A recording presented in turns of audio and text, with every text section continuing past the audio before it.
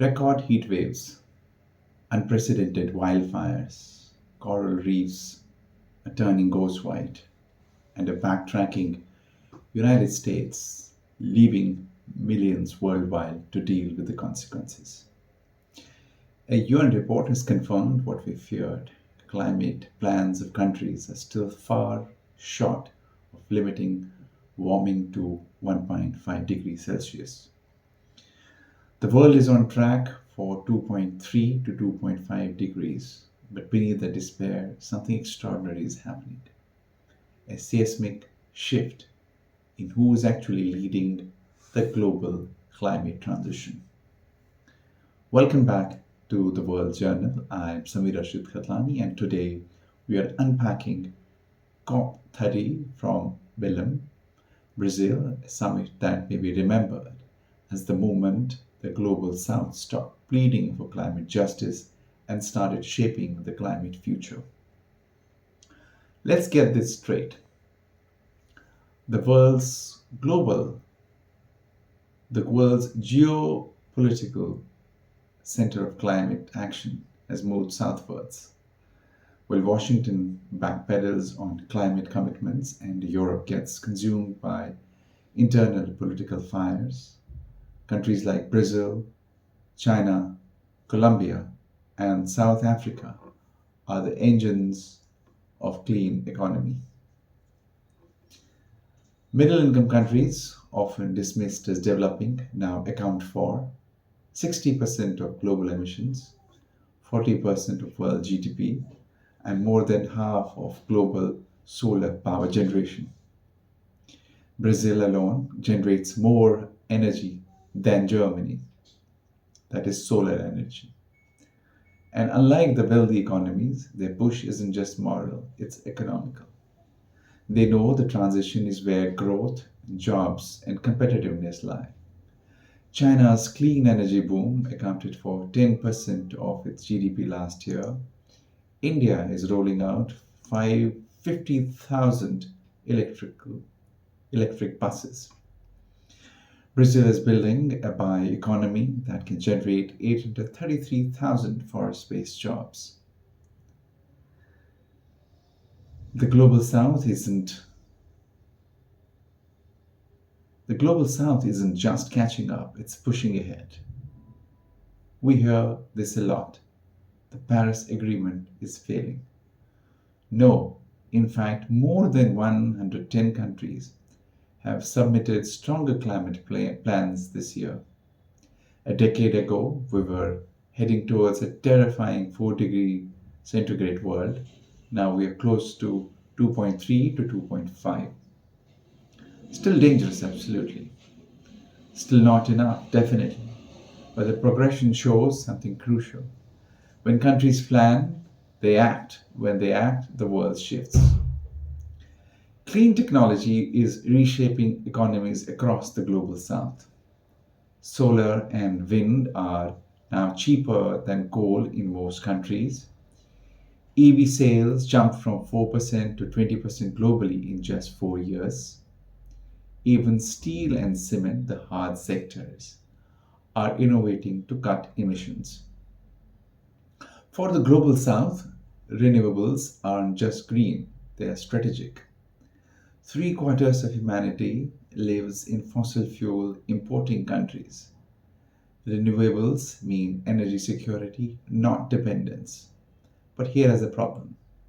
Fossil fuels still make up 81% of global energy, and forests continue to vanish. 18 soccer fields every minute.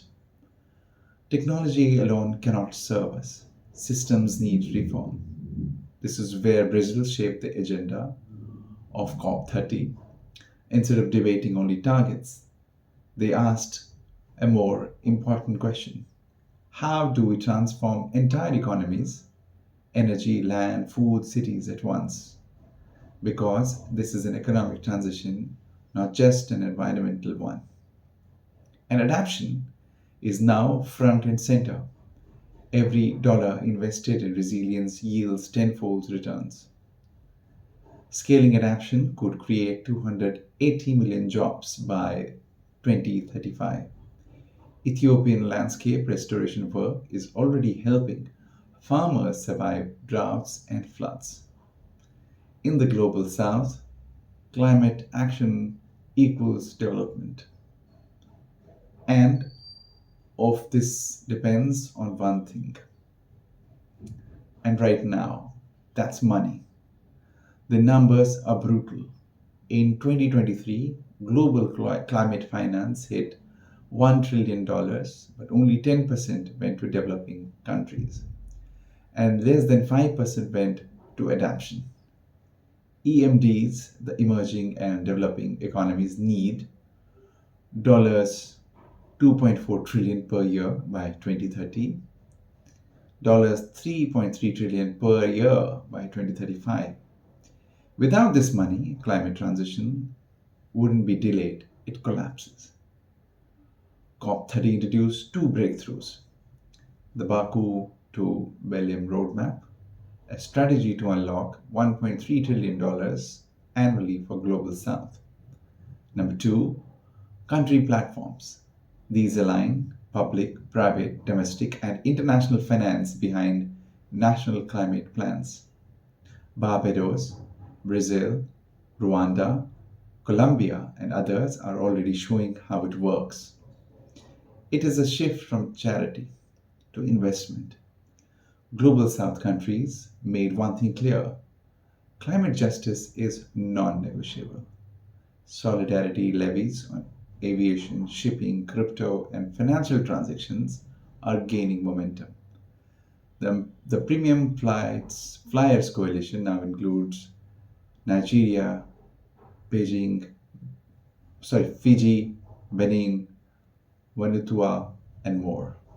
Indigenous leaders like Chief Reoni reminded the world that protecting the forest isn't symbolic, it's survival. At UNGA, as UNGA President Annalena Baerbock said, climate action and social justice are inseparable because hunger, migration, conflict, poverty, they're all climate stories. COP30 witnessed something unprecedented. More than 80 countries from Asia, Africa, Latin America, the Pacific, along with UK and EU, demanded a global fossil fuel phase out roadmap. This is historic. The Brazilian presidency initially resisted. Petrostates continue to block, but the pressure is immense. 40,000 people marched in Belém. Ministers from dozens of countries stood shoulder to shoulder, demanding an end to fossil dependency. This is the global North South coalition the world has been waiting for. The message: we cannot hit 1.5 degrees Celsius without ending fossil fuels. And we can no longer pretend otherwise. Brazil just showed the world that deforestation in the Amazon can be reduced, down 11% from last year, through domestic resolve and South-led innovation.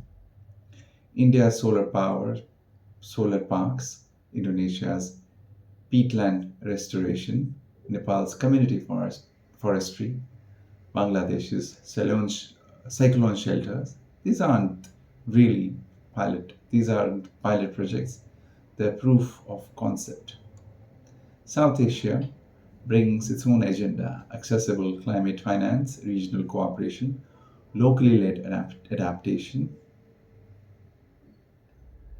youth driven green jobs, protection of livelihood and ecosystems.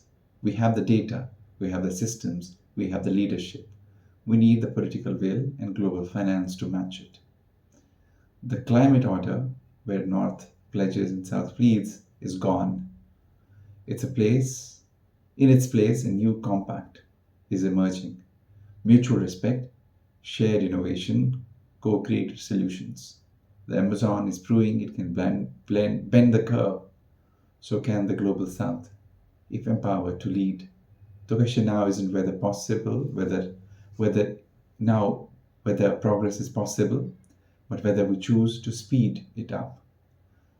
Thank you for watching the World Journal. I'm Arshad Khatlani. Do not forget to like, share, and subscribe. And let me know in your comments: is the Global South ready to leave the climate future.